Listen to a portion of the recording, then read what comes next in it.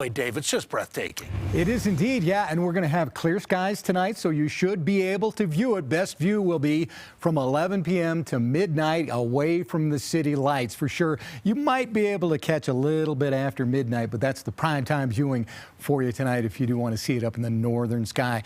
Very, very pretty pictures there. All right, let's get to the weather here. We've got a couple of clouds just drifting right over the Denver metro area. That's pretty much it. We're starting to see drier air move in, cleared skies across the state. It'll be a different story tomorrow. We've got high pressure down here around New Mexico, and above that, a screaming jet stream going to blow right into Colorado, give us more wind and more snow in the mountains. First, let's talk about the wind. Tonight, it's kind of breezy out there.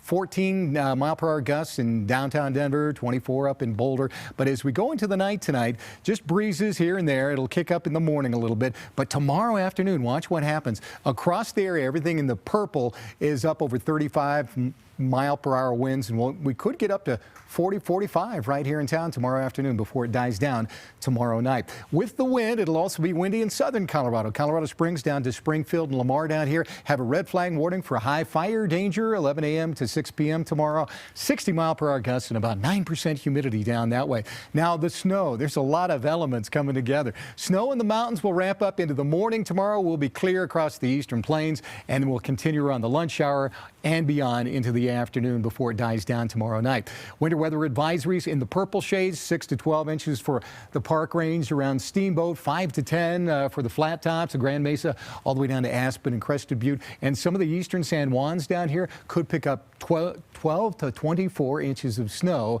in the next 24 hours from this system coming through. So they're going to get it slammed again.